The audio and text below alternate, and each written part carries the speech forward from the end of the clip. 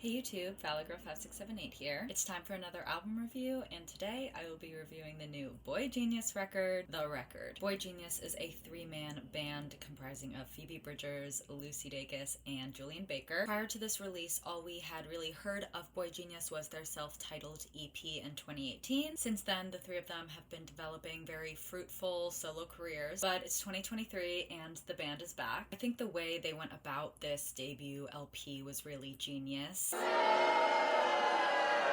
While this record is just a collection of songs of sorts, it's all still very cohesive yet versatile at the same time. And the album is literally called The Record, just like the aesthetic of FK Twigs' 2022 LP Capper Songs, which had an overall aesthetic of a mixtape even though it is a full-length LP. Or even Lana's new album, which has a work-in-progress type of aesthetic to it as the aesthetic for the LP. This album's aesthetic is nothing more than the band boygenius itself. Just like how Lana's new album was kind of just a collection of songs but was very cohesive in the theme of her, this album is a collection of songs that are cohesive in the theme of them. And I think that was a really smart move of them. I'm sure when they were writing and making these songs, they knew they were doing something pretty iconic, pretty revolutionary. The choice to remake those Nirvana band shots really says everything about what they as a band can and do mean for the culture. I mean, this entire album is an expression of queer experience, queer joy, queer pain, queer confusion, queer frustration. I think they are having their moment at the perfect time. Queer women are taking over the culture now more than ever before. The sapphic phenomenon of referring to ourselves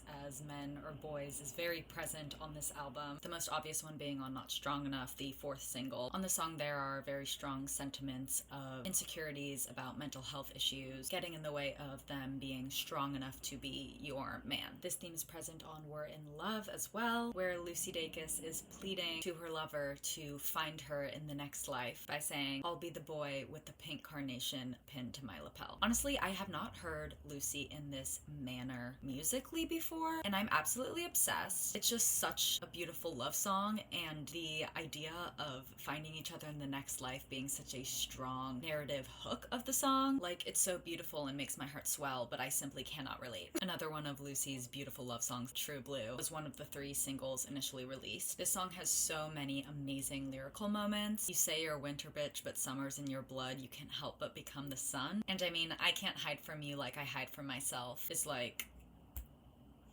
ironically, or probably not ironically, my other favorite song lyrically on this album is Leonard Cohen. I Might Like You Less Now That You Know Me So Well feels very similar and has very similar effects to the previous line I mentioned. And the Leonard Cohen verse, another song that is just as genius lyrically, is cool about it. Obviously, the song is one of the simplest songs on the album, but part of what makes it so lyrically genius is the structure as well. There's three of them in the band, they each get a verse. That seems simple and obvious, but the way each of their verses vary from the others in order to tell their own story, yet remain so melodically and lyrically cohesive to the others, is so satisfying. What can I say? I love a simple but effective. Another simple but effective is the song that breaks my heart the most on this album, Emily, I'm Sorry. This was also one of the three initial singles released. The lore of Emily is very interesting, and I mean, I can feel myself becoming someone only you could want. Production-wise, the transition from the second verse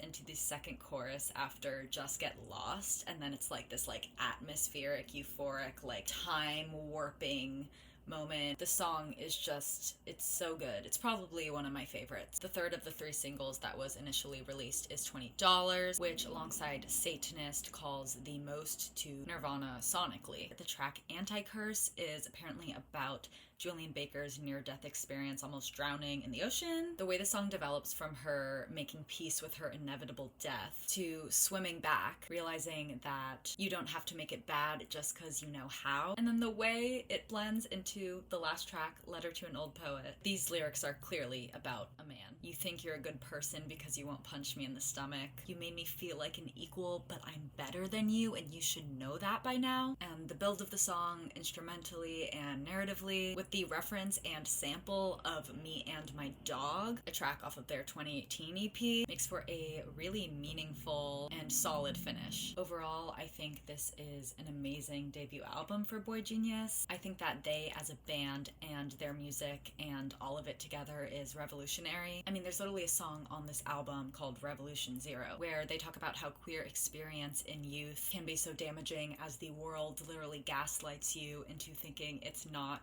real, it's not love, it's all imaginary. You must have been an imaginary friend. It's giving, I can't recall your face, but I still got love for you. Thank you. Thank you. I just, I'm very grateful that they exist. I'm very grateful that there are young queer girls out there that are getting this kind of representation that will inevitably encourage and help them to figure out their true selves. Things that even I, as a 24-year-old, didn't experience in my tween and early teen years. And aside from the revolutionary aspect of the band and the music itself is so good. The harmonies are impeccable, obviously, especially on the opening track, Without You, Without Them. It's produced and especially mixed so well, and the writing, A+. I don't have any legit grievances with this album whatsoever. I just think there's further they can go thematically and conceptually. So with all of that said, I'm gonna give this album an 8. Thank you so much for watching this video. Remember to like and subscribe. Let me know what you thought about this album in the comments. You should also know that my Patreon is now up and running. There I will be posting the reactions to the albums that I review on this channel. My reaction to the Lana Del Rey album is already up, and my reaction to this album will be up shortly. So that, alongside all my other silly little social media stuff, is linked below. Thanks again for watching, and I will see you in my next video. Goodbye!